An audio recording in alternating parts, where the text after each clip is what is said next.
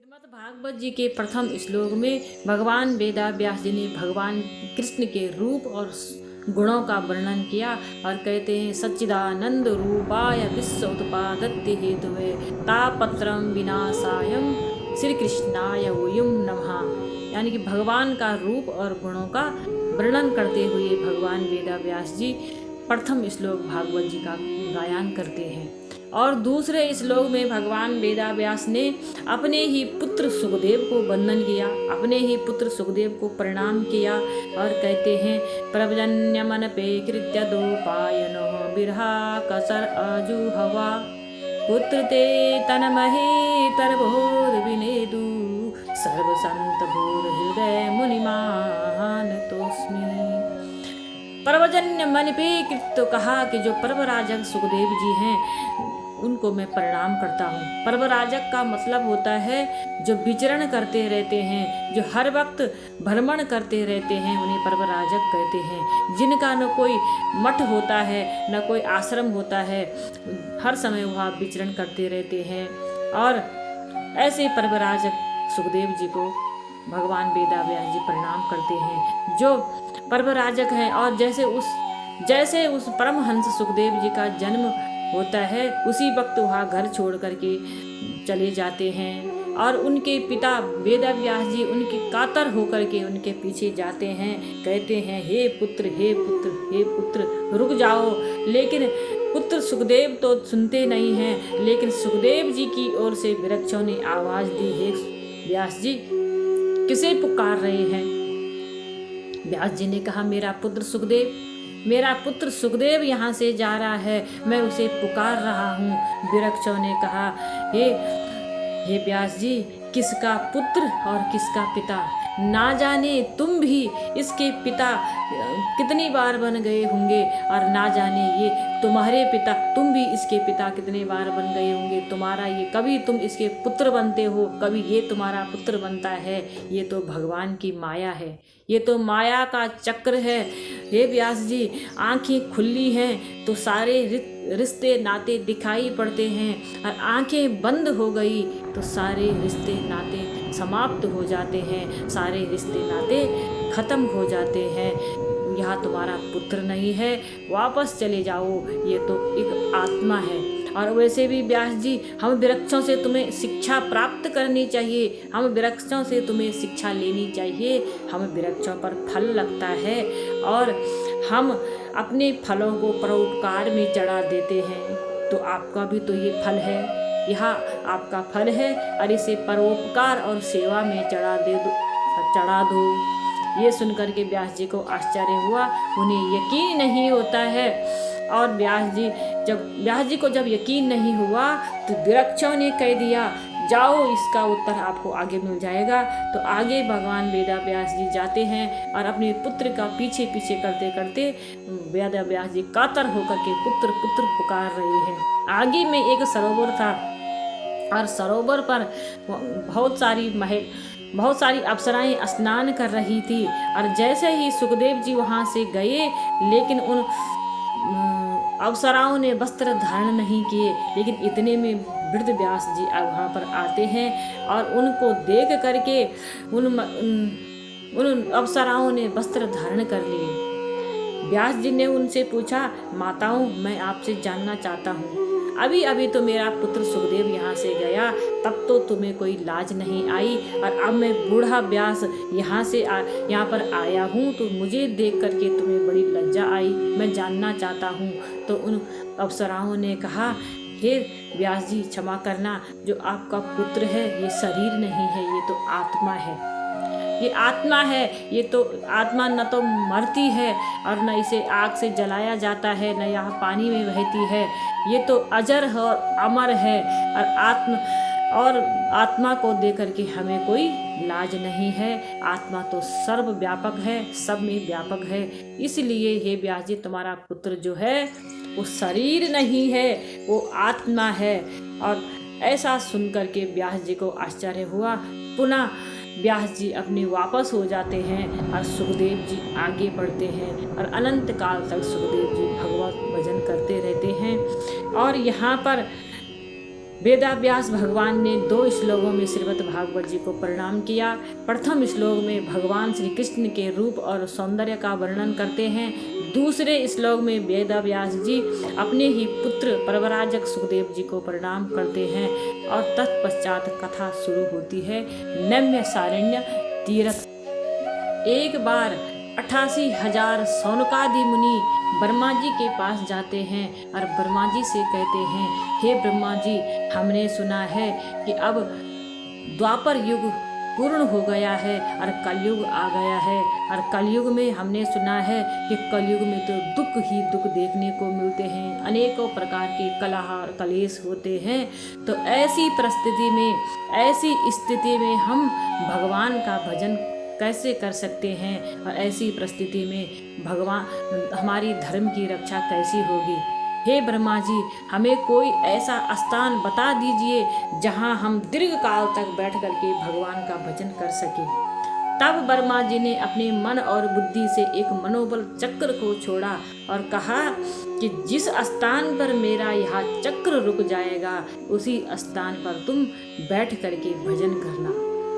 जैसे ही ब्रह्मा जी अपने मन और बुद्धि से एक चक्र छोड़ते हैं और चलते चलते चलते वह चक्र एक जंगल में, एक वन में गिर जाता है, और जो उस चक्र तो गिरने के बाद वह चक्र अंतर्धान हो जाता है, और जो उस चक्र पर एक नेमी लगी हुई थी, एक कील लगी हुई थी, वह धरती में समाहित हो जाती है और उसी स्थान का नाम पड़ जाता है नैमिषारण्य तीर्थ। और 88,000 शौनकादि मुनि उस स्थान पर बैठ करके अनंत काल से दीर्घ सत्र करते हैं, भगवान का भजन करते हैं, और निरंतर वहाँ पर भगवान भजन चलता रहता है। 88,000 संत दीर्घ काल से भगवान का भजन कर रहे हैं, और एक दिन उन्हीं संतों के मध्य में, उन संतों के बीच में एक और महात्मा आए, एक और संत आए जिनका नाम है सूत।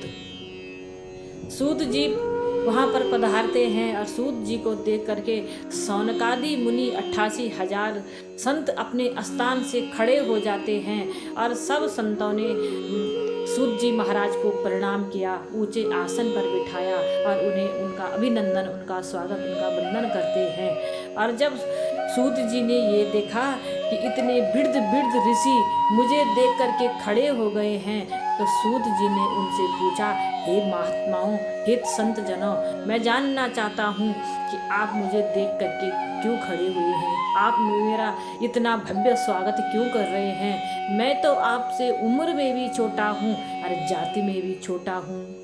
तब संतों ने कहा, शौनकादि मुनियों ने कहा, हे सूत जी, हम तुम्हारी उम्र को प्रणाम नहीं करते हैं, हम तो तुम्हारे भीतर के ज्ञान को प्रणाम करते हैं। और वैसे भी संतों की दृष्टि में तो बड़ा जो होता है वह ज्ञान में होता है। रूप से कोई सुंदर हो, ऐश्वर्यवान हो, रूपवान हो, और भीतर से विवेक नहीं हो तो संत उसे प्रणाम नहीं करते। संत तो उसे प्रणाम करते हैं, उम्र में कोई छोटा ही क्यों न हो, संत तो उसके भीतर के ज्ञान को और विवेक को प्रणाम करते हैं। संत कहते हैं, न धनम वृथा न बलम वृथा न आयुम वृथा, ते सब ज्ञान वृथा किंकरम शिष्य किंकरः।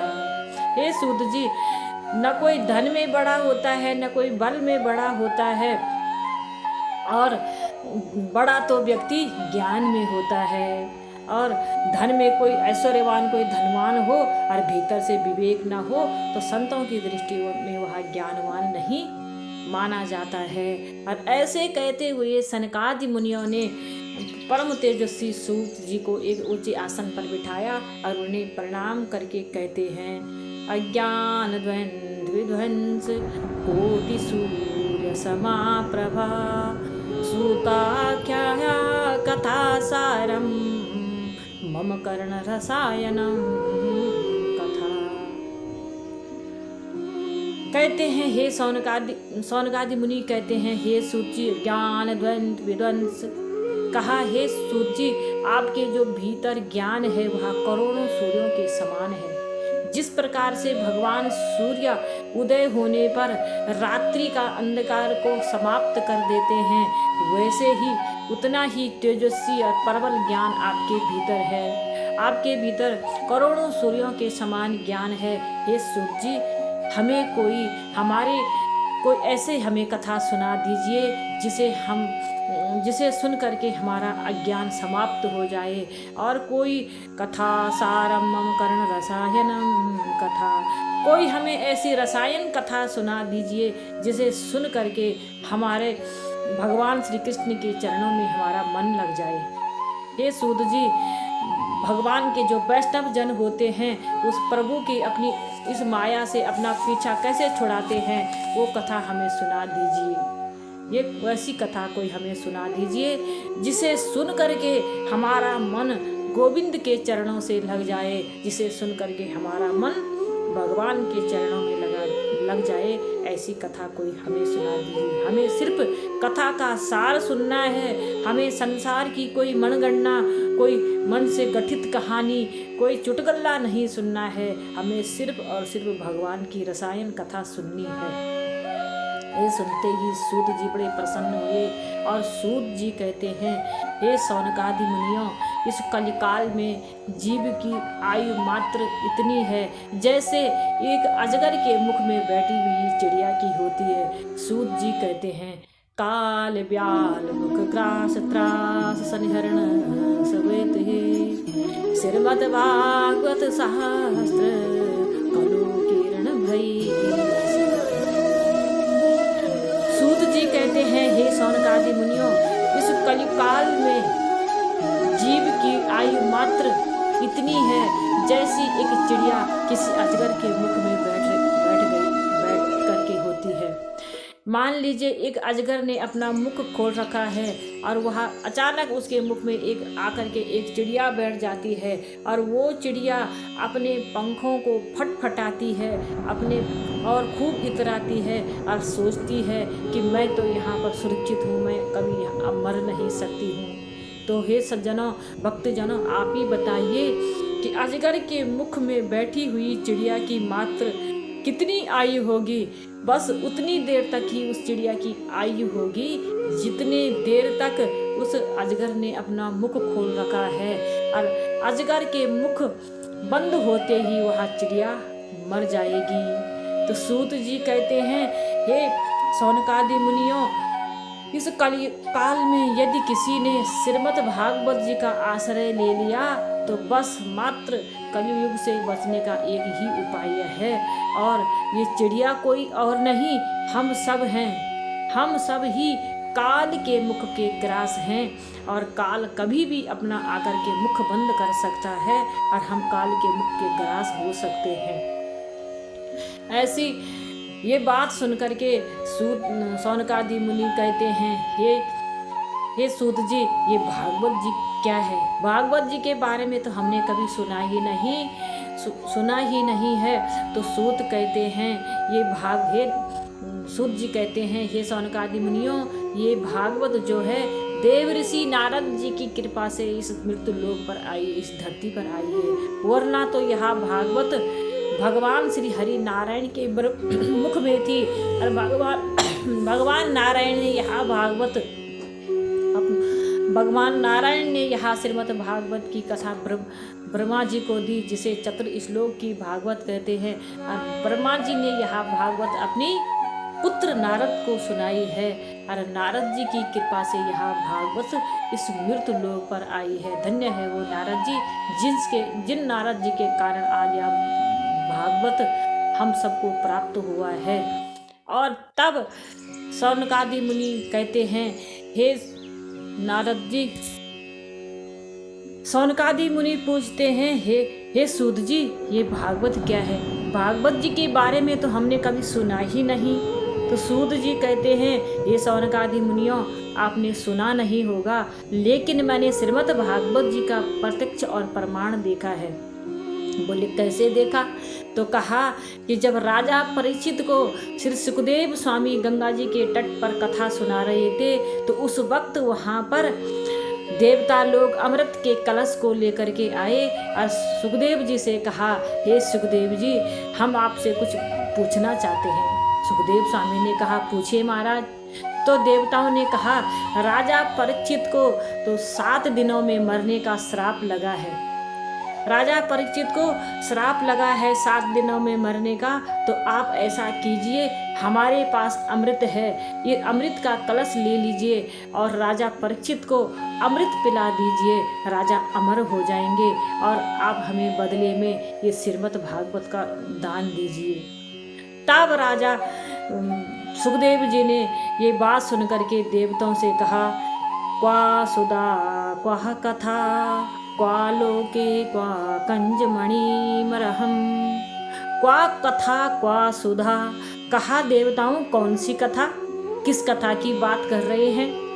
बोले, जो महाराज आप जो राजा परीक्षित को सुना रहे हैं उस कथा की बात कर रहे हैं। बोले, हे देवताओं, तुम्हारे पास जो यह अमृत है, ये अमृत कांच की मणि के समान है और भगवान की जो यह कथा है ये पारस मणि है।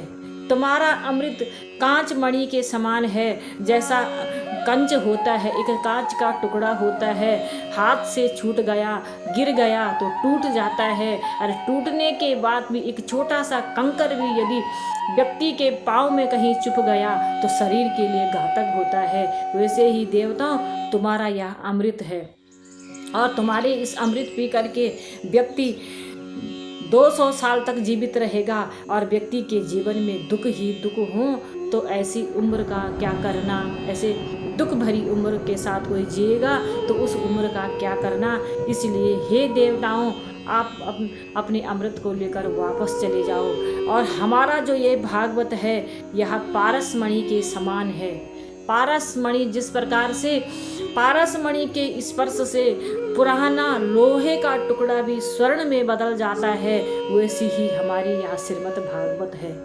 इस श्रीमद् भागवत की कथा श्रवण करने से दम्भी व्यक्ति, अभिमानी व्यक्ति, पाखंडी व्यक्ति और अहंकारी व्यक्ति भी भागवत जी की कथा श्रवण करके उसके दोष सारे, उसके भीतर के सारे द्वेष, सारे दोष समाप्त हो जाते हैं, उसके भीतर के सारे अवगुण नष्ट हो जाते हैं, खत्म हो जाते हैं और एक वह विवेकवान व्यक्ति बन जाता है। ऐसी पारस मणि है हमारी यह श्रीमद् भागवत की कथा। और ये कह करके श्री सुखदेव स्वामी ने देवताओं को वापस भेज दिया, उनकी खिल्ली उड़ा करके उसे वापस भेज दिया और कहा, तुम्हारे स्वर्ग में अमृत है लेकिन अमृत कथा नहीं है, तुम्हारे स्वर्ग में कथा होगी लेकिन कथा सुधा नहीं है। कथा सुधा अगर है तो इसी धराधाम पर है, इसी धरती पर है और इसी धरती पर हमारे संत महात्माओं के बीच में है भगवान की कथा। जब देवता लोग ये सुनकर के वापस ब्रह्मा जी के पास जाते हैं तो ब्रह्मा जी को ये सुनकर के बड़ा आश्चर्य हुआ और ब्रह्मा जी ने तराजू लेकर के ब्रह्मा जी आए और तराजू लेकर के आए और भागवत जी के ग्रंथ को तराजू के पलने पर रखा। एक तरफ भागवत जी का ग्रंथ रखा और दूसरी तरफ अपने सारे स्वर्ग के सुखों को रखा और तराजू पर ब्रह्मा जी इस ग्रंथ को तोलने लगे। तो जब तोलने लगे तो जिस तराजू के पलने पर भागवत जी की पुस्तक रखी थी वह तराजू का पलना भारी हो गया और जिस तराजू के पलने पर स्वर्ग के सारे सुख रखे थे वह सारे स्वर्ग के सुख तोलने में कम पड़ गए। ब्रह्मा जी को ये देख करके बड़ा आश्चर्य हुआ और बड़ा आश्चर्य होता है। ब्रह्मा जी कहते हैं, तात स्वर्ग अपबल सुख धरे तुला एक अंग, तुलनता है सकल मिले जो सुख लो सत्संग। इस सत्संग के आगे 7 स्वर्गों का सुख भी कम है और धन्य है ये मृत्यु लोकवासी, धन्य है ये संसारवासी जो इस मृत्यु लोक पर रह करके भगवान की पावन कथाओं का श्रवण करते हैं। इसलिए इस धरती पर जन्म लेने के लिए देवता भी तरसते हैं। देवता भी कहते हैं हम भी एक बार मानव होते तो मानव बन करके हम धरती पर जन्म लेते और धरती पर जन्म जब लेते तो हम भी भगवान की कथा श्रवण करते। यह मनुष्य जीवन पाने के लिए भगवान भी तरसते हैं। और मनुष्य जीवन पाने के बाद जब हम भगवान की कथा सुनते हैं, भगवान का सत्संग सुनते हैं, तो देवता भी भगवान के सत्संग के लिए तरसते हैं। अगर भगवान की कथा हमें श्रवण करने को मिलती है तो इसी मनुष्य जीवन में हम सत्संग और सत्संग भागवत कथाओं की प्राप्ति हमें हो सकती है। इसलिए धन्य है मानुष तन अनमोल है, माटी में ना रोल रे, जो मिला है फिर न मिलेगा, कभी नहीं कभी नहीं कभी नहीं रे। धन्य है ये दुर्लभो मानव देहानाम क्षण भंगुर।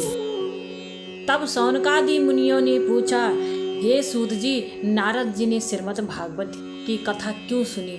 नारद जी तो मुक्त संत हैं, 24 घंटे भगवत नाम का गायन करते हैं, 24 घंटे नारायण नारायण नाम का गान करते हैं। नारद जी ने भागवत की कथा क्यों सुनी?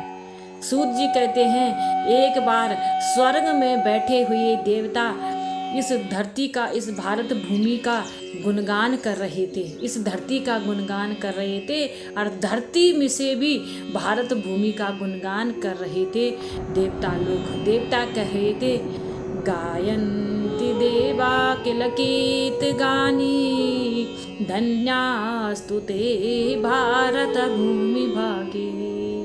देवता लोग कह रहे थे, धन्य है ये भारत की भूमि, धन्य है ये भारत की धरा, जहाँ पर संतों का भी जन्म हुआ और भगवान का भी जन्म हुआ, जहाँ पर सीता सावित्री सती का जन्म हुआ। धन्य है ये भारत की भूमि, जहाँ पर बड़े बड़े महात्माओं ने जन्म लिया। और बड़े बड़े महात्मा कौन हैं? व्यास, जाबाल, वाल्मीकि, कपिल, कणादि से ब्रह्म ज्ञानी, अर्जुन जैसे महावीर, अमरीश जैसे महाभक्त, हरिश्चंद्र और कर्ण जैसे दानी। धन्य है ये भारत की भूमि, जहाँ संतों का भी जन्म हुआ और भगवान का भी जन्म हुआ। धन्य है ये भारत की भूमि। और ये भारत भूमि का गुणगान जब देवता लोग गा रहे थे तो देवऋषि नारद जी ने सुना।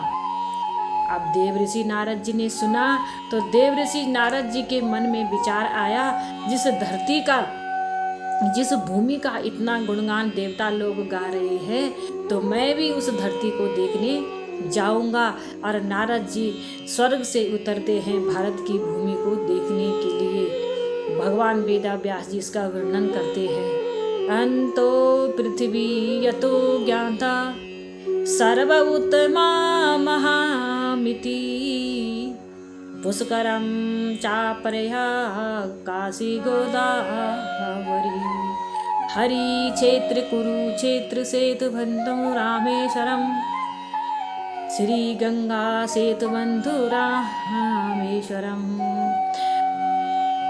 यहं तो पृथ्वी यतो ज्ञात, सारी पृथ्वी पर भ्रमण करते करते नारद जी इस धरती पर उतरे। और सबसे पहले उतरे हैं नारद जी बद्रिका आश्रम में। बद्रिका आश्रम से देवऋषि नारद जी हरिद्वार की भूमि पर, कुरुक्षेत्र, हरि क्षेत्र, काशी, प्रयाग, अनेकों तीर्थों में देवऋषि नारद जी गए। लेकिन जैसे नारद जी ने देवताओं के मुख से बहुत कुछ सुना था, बहुत तारीफ सुनी थी, वैसे नारद जी को देखने को नहीं मिला। और ये देख करके नारद जी को बहुत बड़ा दुख हुआ। नारद जी ने इस धरती पर क्या देखा?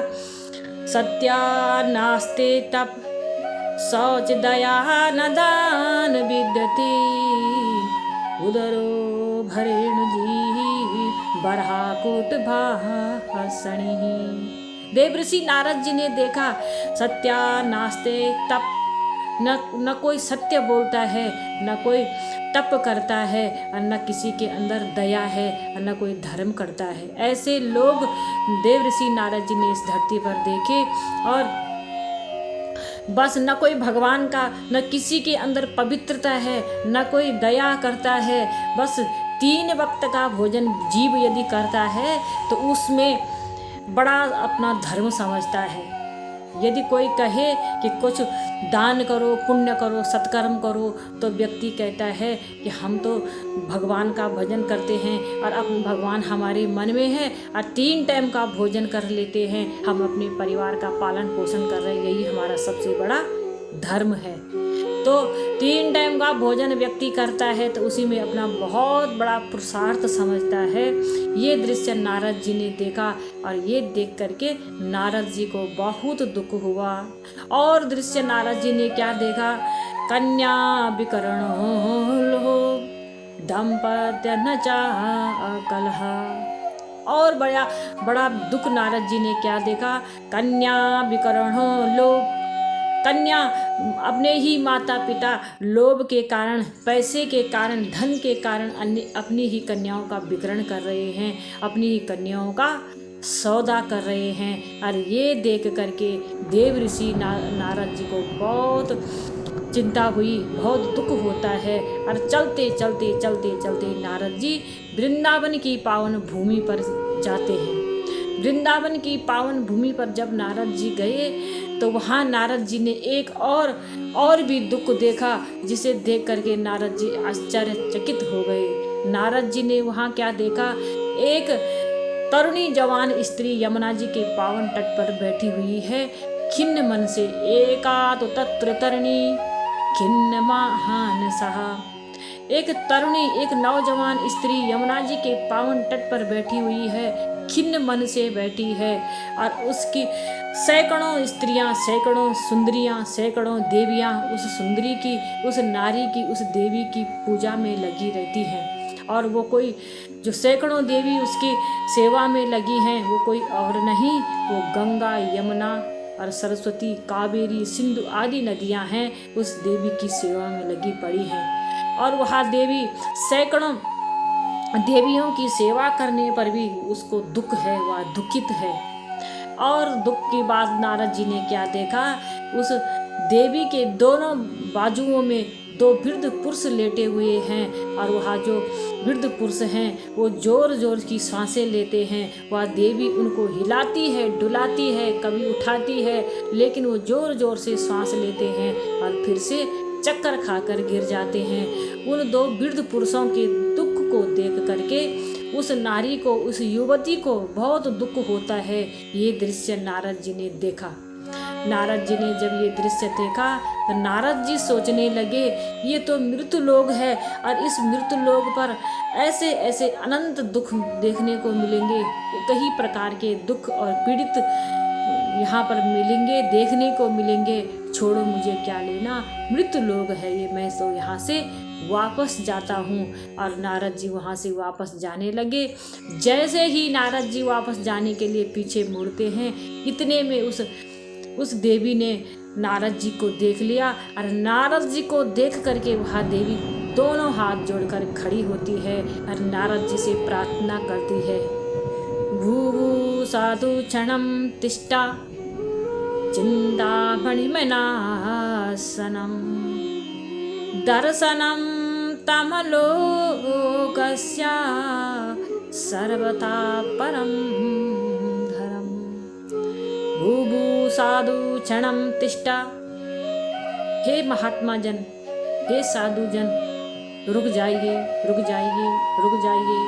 मैंने सुना है कि जब किसी महापुरुष का दर्शन होता है तो व्यक्ति के दुख थोड़ा कम होता है।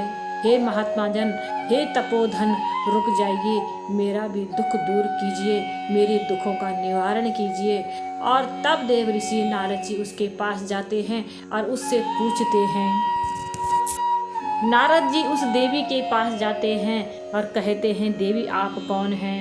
तो उस देवी ने कहा, अहम भक्ति रीति ख्यात इमो में तन्मये मतो ज्ञान वैराग्य नामो काल योगिन जर्जरः उत्पन्नो दर्भण देश कर्नाटक सहागता क्वचितान महाराज गुरुजरी जीर्णतां गतः।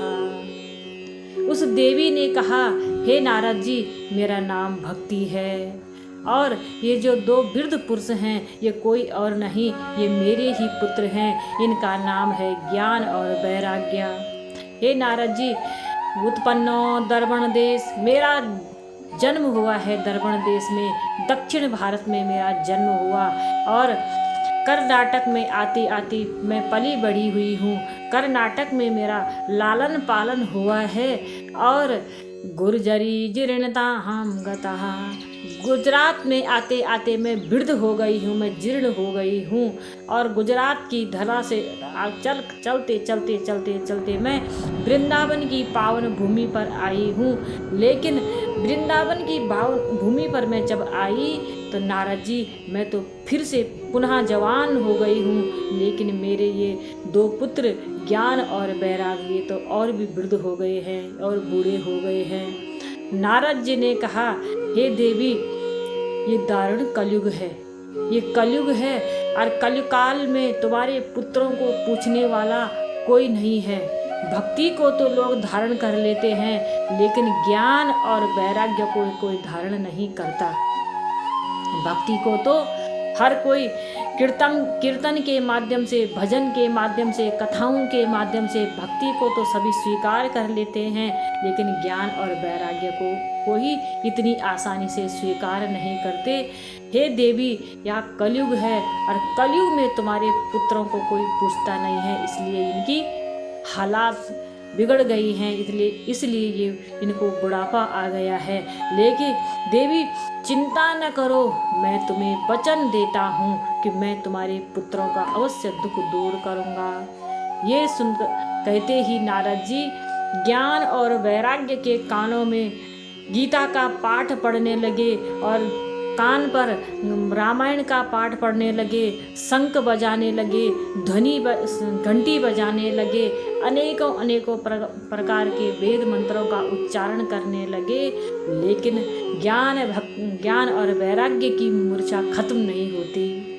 कभी तो थोड़ा सा गीता का पाठ जब नारद जी करते हैं तो थोड़ी देर के लिए उनकी मूर्छा, उनकी बेहोशी खत्म हो जाती है, लेकिन पाठ पूर्ण होने पर फिर वो बेहोशी की हालात में पड़ जाते हैं। और ये ऐसा करते करते नारद जी बहुत समय तक करते रहे, लेकिन ज्ञान और वैराग्य पर कुछ फर्क नहीं पड़ा। तब नारद जी को बहुत दुख हुआ।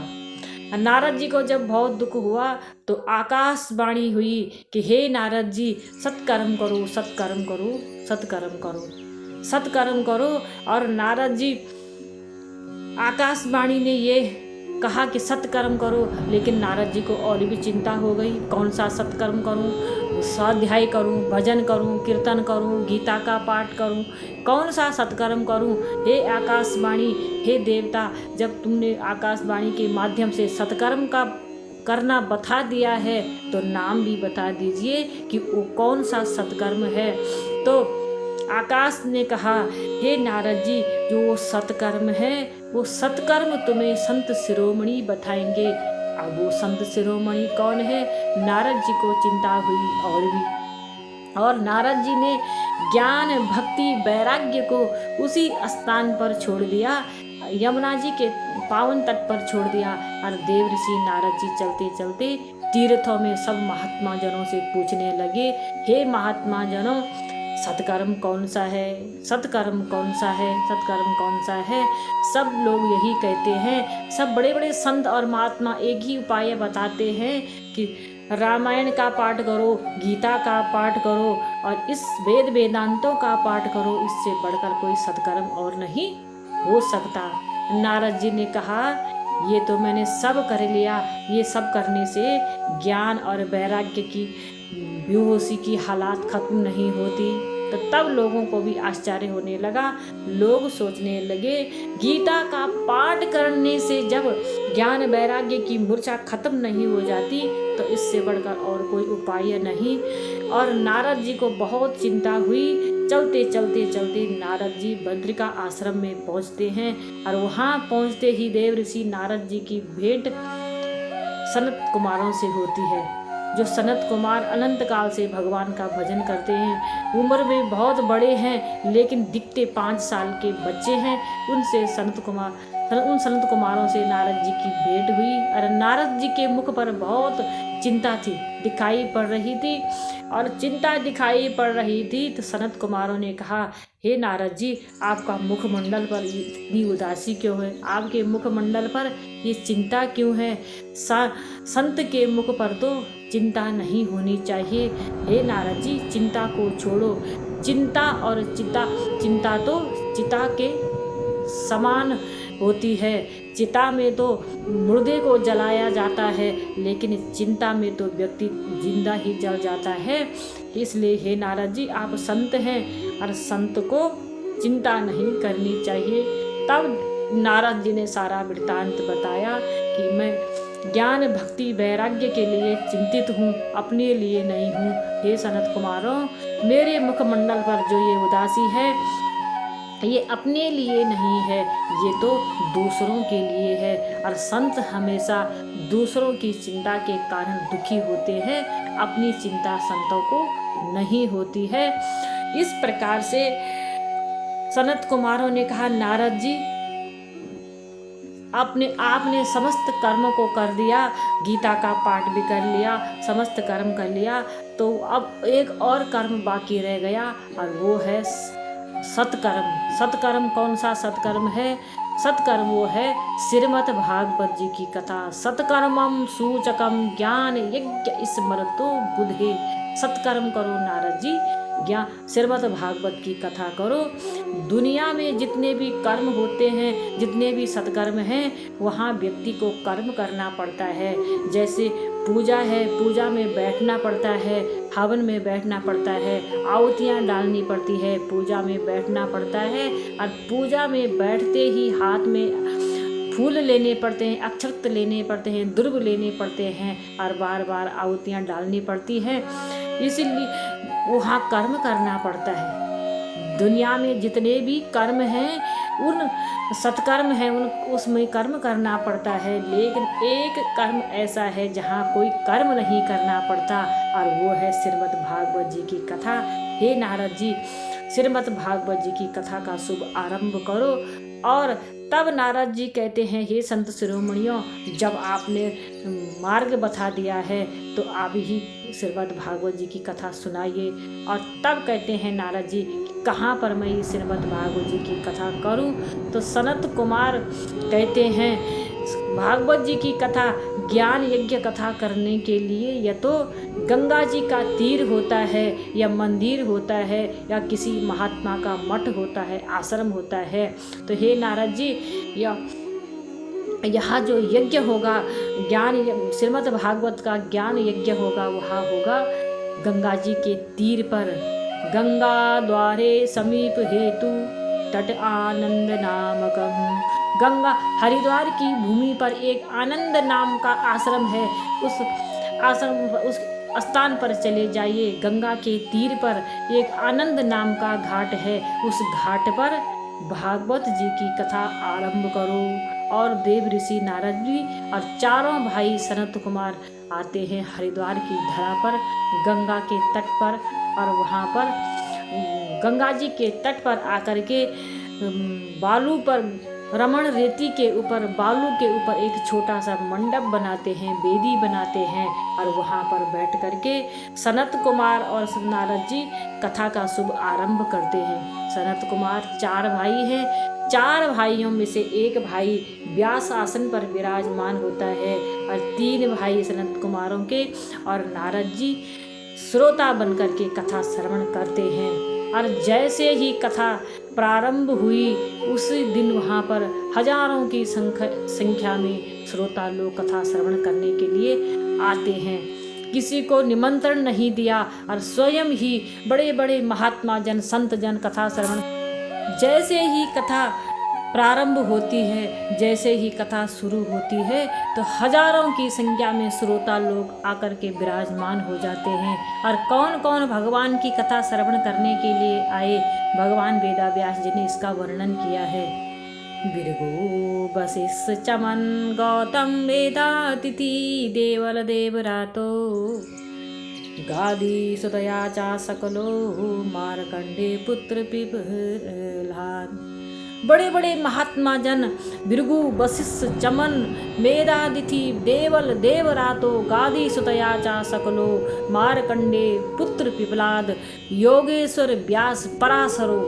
ऐसे बड़े बड़े संत, ऐसे बड़े बड़े महात्मा जन भागवत जी की कथा श्रवण करने को आते हैं। और अकेले नहीं, अपने शिष्यों के साथ में ऋषि आते हैं, महात्मा आते हैं, और ब्राह्मण अपनी सपत्नियों के साथ में, अपने पुत्रों के साथ में भागवत जी की कथा श्रवण करने के लिए पधारते हैं, पहुँचते हैं।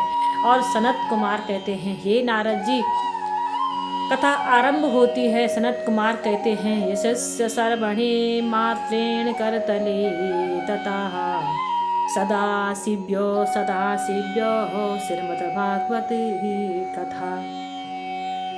सनत कुमार कहते हैं, नारद जी, ये ऐसा सरोवर है, जैसे ही व्यक्ति भगवान की कथा में जाने के लिए घर से तैयार होता है, मन बनाता है, और उसी वक्त भगवान श्री कृष्ण उस व्यक्ति के हृदय में आकर के विराजमान हो जाते हैं। भगवान उसकी रक्षा के लिए उसके पीछे पीछे खड़े हो जाते हैं। भगवान सोचते हैं, जब मेरा भक्त मेरे नाम सुनने के लिए, मेरी कथा श्रवण करने के लिए जा रहा है, तो उसकी रक्षा करना मेरा धर्म है। भगवान कहते हैं, हे मेरे भक्त, मेरी कथा श्रवण करके तो देख, तेरे जीवन में अमृत नहीं घोल दिया तो मेरा नाम बदल देना। भगवान कहते हैं, मेरे भक्त, मेरा नाम लेकर के तो देख, तेरी वाणी अमृत के समान न बना दूं तो मेरा नाम बदल देना। भगवान कहते हैं, मेरे लिए तू यदि 4 कदम दूर आएगा तो मैं तेरे लिए 10 कदम दूर पर भाग करके आऊँगा। भगवान कहते हैं, मेरे कार्य में यदि, मेरे भक्त, यदि तू मेरे कार्य में 10 रुपया का खर्च करेगा तो मैं तुझे 50 रुपया वापस करके दूंगा। ऐसा भगवान का भाव होता है। और भगवान जैसे ही भक्त अपनी प्रभु की कथा श्रवण करने के लिए मन बनाता है, तो वैसे ही भगवान भक्त के हृदय में विराजमान हो जाते हैं और कहते हैं, हे नारद जी, ये ऐसा सरोवर है, यदि इसमें कौवा भी स्नान करता है तो वह कौवा भी कोयल बन जाती है, और बबूला भी अगर इसमें स्नान करता है तो वह बबूला भी विवेक रूपी हंस बन जाता है। बाबा तुलसीदास जी ने तो मानस में कहा है, मंजन फल पे की ही तत्काला, काक होई की बकही मराला, करी पूजा समीप अनुरागा, मधुर बचन बोला तब कागा। कथा सुनते एक कौवा जो कागभुसुंडी है वो मृदु भाषणी बन गया है और भगवान की कथा बोलने लगा है। वह मृदु भाषणी, मीठा बोलने वाला बन गया है। भक्तजनों, इसका मतलब ये नहीं कि भगवान की कथा में राम नाम रूपी सरोवर में यदि कौवा स्नान करेगा तो कौवा का रंग बदल जाएगा, कौवा भी सफ़ेद हो जाएगा। ऐसा नहीं है। रंग बदलने का अर्थ है कि कौवा जो करगट बोलता है, तीखा बोलता है, कड़वा बोलता है, वह भी भागवत की कथा सुन करके एक कोयल की भांति मीठा बोलने वाला बन जाएगा, एक मृदु भाषणी बन जाएगा, एक प्रिय बोलने वाला बन जाएगा। कौवे की जैसी गुण वाले लोग भी यदि भगवान की कथा सुनते हैं तो उनके भीतर के सारे अवगुण समाप्त हो जाते हैं। और बबूले जैसे भक्त जो होते हैं, जो दिखावा कर भक्ति में पाखंड करते हैं, दिखावा करते हैं, और वो लोग भी यदि इस राम नाम रूपी सरोवर में स्नान करते हैं तो वो भी विवेक रूपी हंस के समान हो जाते हैं। उनके भीतर के सारे अवगुण, उनके सारे भीतर के सारे दोष समाप्त हो जाते हैं, सारे दोष मिट जाते हैं, सारे दोष खत्म हो जाते हैं। ऐसा अद्भुत यह ग्रंथ है। तो हम सभी से निवेदन करते हैं कि श्रीमद् भागवत जी की पावन कथा, दिव्यमयी कथा जहाँ पर श्रवण करने को आपको मिलती है वहाँ अवश्य जाइए, भक्ति के साथ, भाव के साथ जाइए और भगवान की कथाओं का आनंद ले। इन्हीं शब्दों के साथ जय श्री राधे। हरि पूजा समीप अनुरागा, मधुर वचन बोला तब कागा। कथा सुनते सुनते एक कौवा भी मधुर बोलने वाला बन गया, मीठा बोलने वाला बन गया, एक मृदु भाषणी बन गया। कथा की ऐसी अद्भुत महिमा है, ऐसी अद्वितीय महिमा है। और सनत कुमार कहते हैं, हे देव ऋषि नारद जी, इस कथा की एक महिमा नहीं, अनंतों अनंतों महिमा है, बहुत अद्वितीय महिमा है भागवत जी की कथा की। कहा कि जो फल रामायण का पाठ करने से, गीता जी के पाठ करने से, व्रत करने से और माला फेरने से जिस फल की प्राप्ति नहीं होती, वो फल भागवत जी के एक श्लोक पढ़ने से उस फल की प्राप्ति हो जाती है। यदि कोई एक दिन में भक्ति के साथ, निष्ठा के साथ, भाव के साथ भागवत जी का एक श्लोक भी पढ़ता है तो उसे समस्त फलों की प्राप्ति हो जाती है, समस्त फलों की उसे प्राप्ति हो जाती है। और कथा का गायन चल ही रहा था गंगा के तट पर। सनत कुमार नारद जी को, समस्त संतों को, ऋषियों को कथा सुना ही रहे थे कि उसी वक्त उस कथा में एक आश्चर्य होता है। वहाँ पर भक्ति रानी अपने दोनों पुत्र ज्ञान और वैराग्य को लेकर के प्रकट होती है। जो भक्ति जीर्ण हो गई थी, वृद्ध हो गई थी, कृष्ण काया बन गई थी, वो भक्ति अपने दोनों पुत्रों के साथ में उस कथा में प्रकट होती है। और उसके हाथों में खड़ताल मजीरा बजाते हुए, नृत्य करती हुई भक्ति रानी वहाँ पर प्रकट हो जाती है। भगवान का गायन करते करते भक्ति और ज्ञान वैराग वहाँ उस कथा में प्रकट होते हैं। श्री कृष्ण गोविंद हरे मुरारी, ये नाथ नारायण वासुदेवा। श्री कृष्ण गोविंद हरे मुरारी, ये नाथ नारायण वासुदेवा। गोविंद मेरी यही प्रार्थना है, बोलो कभी नाम नाम तुम्हारा। निष्काम होकर दिन रात गाऊं, गोविंद माधव धर्मारवी। एवानागम श्रवणोरुधर्मेण प्रकाश्यमानं, ऋषिसभायाम् आश्चर्यमेव समभूतदानि। श्री कृष्ण गोविंद हरे मुरारी, ये नाथ नारायण वासुदेवा। भक्ति सुतो तो तरुण ग्रहत, प्रेमा कुरूप सहस विरासतु। श्री कृष्ण गोविंद हरे मुरारी, ये नाथ नारायण वासुदेवा। गोविंद मेरी यही प्रार्थना है, भूलो कभी नाम नाम तुम्हारा। भक्ति महारानी अपने दोनों पुत्रों के साथ में कथा में आती है, कथा में प्रकट होती है। और श्रीमद् भागवत जी की 5 परिक्रमा भक्ति ने किए और तब सब संतों से कहती है, हे महात्माओं, मेरा स्थान कहाँ है, मैं कहाँ विराजमान हूँ। और ऐसा गायन चल ही रहा था कि उस कथा में एक और भी आश्चर्य हुआ, एक और आश्चर्य हुआ। समस्त संतों के बीच में, सब भक्तों के बीच में एक छोटा सा 5 वर्ष का बालक, जिसके सिर पर मोर मुकुट है, गले में वैजंती माला है, पीला पीताम्बर धारण किए हुए हैं और हाथों में बंसी बजाते हुए वहाँ एक 5 वर्ष का बालक उस ऋषियों की सभा में आते हैं, प्रकट होते हैं। और सबको उस बालक ने दर्शन दिए। और ऐसा करते करते वहाँ बालक सभी ऋषियों की सभा में सबको दर्शन देते हैं। और अंत में वह बालक भागवत जी की कथा में समाहित हो जाते हैं। और तब भक्ति महारानी नारद जी से पूछती है, हे देव ऋषि नारद जी, मेरा स्थान कहाँ पर है, मैं कहाँ बैठूं। नारद जी कहते हैं, हे देवी भक्ति, तुम तो भगवान की प्रिय हो, तुम्हारे कहने पर तो भगवान कहीं भी ऊंचे पर्वत पर भी चले जाते हैं और नीचे गुफाओं में भी चले जाते हैं। और तुम्हारे कहने पर भगवान, तुम भक्ति प्रिय प्राणतो साधिका त्वया तस्त भगवान यति नीच गराहे सावपी। हे भक्ति, तुम तो भगवान की प्रिय हो। भगवान तुम्हारे बुलाने पर नीच के घर में भी चले जाते हैं, छोटे घर में भी चले जाते हैं। तुम्हारे बुलाने पर भगवान जहाँ तुम बुलाती हो तुम वहाँ चले जाती हो, भगवान वहीं चले जाते हैं। तुम तो भगवान की प्रिय हो।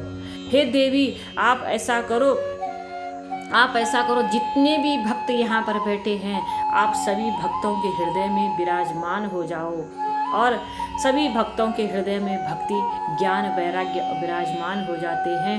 और सब भक्तों के हृदय में जब भक्ति विराजमान हो जाती है तो भगवान कहते हैं, हे भक्ति, जब जब तू मुझे पुकारेगी तब तब मैं तेरे बुलाने पर आऊँगा। और बात भी हकीकत है, भगवान जाति नहीं देखते, ऊंचा कुल खानदान नहीं देखते, ऐश्वर्यवान नहीं देखते, धनवान को नहीं देखते।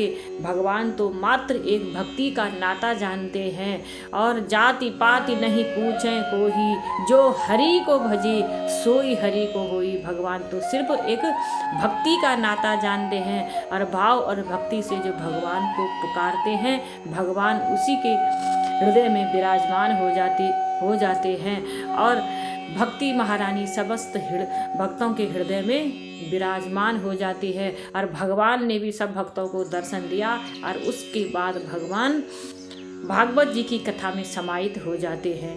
ऐसा अद्भुत चमत्कार देव ऋषि नारद जी ने भागवत जी का देखा और समस्त संत जन कथा पूर्ण होने पर, विराम होने पर भक्ति और ज्ञान वैराग्य का उद्धार होते हुए देखते हैं और समस्त संत जन अपने अपने स्थानों को पधारते हैं, जाते हैं। और तब देव ऋषि नारद जी ने सनत कुमारों से पूछा, हे मुनियों, हे संत जनों, भागवत जी का मैंने एक अद्भुत चमत्कार तो देख लिया, लेकिन अब कोई और चमत्कार हो तो महात्मा जनों वो भी मुझे सुना दीजिए। सनत कुमारों ने कहा, नारद जी, भागवत जी का एक चमत्कार नहीं, कई चमत्कार हैं, सारी भागवत चमत्कारों से ही भरी पड़ी है। तब सनत कुमार कहते हैं, हे नारद जी, चमत्कार ही चमत्कार भागवत जी में भरे पड़े हैं। कहते हैं, ये मानवा पाप कृत्यस्तु सर्वदा सदा दुराचारता विमहारगम क्रोधा अग्नि कुटिल कामी सप्ता ज्ञान यज्ञ कलो पुनंतति।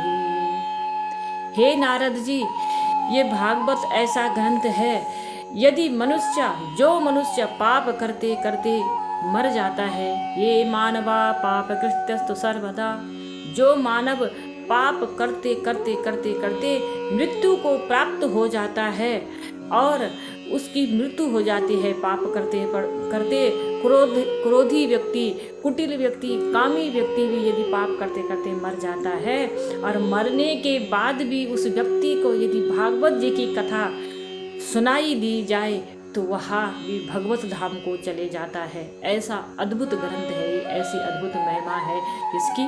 नारद जी ने कहा, आपके पास कोई प्रमाण है? तो सनत कुमारों ने कहा, बिल्कुल हमारे पास इसका प्रमाण है। और तब सनत कुमार देव ऋषि नारद जी को गौकर्ण और धुंधकारी जी की पावन कथा सुनाते हैं। और यह पावन कथा, आगे की कथा हम आपको कल के प्रसंग में सुनाएंगे। आज की कथा को हम यहाँ पर पूर्ण विराम करते हैं इन्हीं शब्दों के साथ। जय श्री राधे।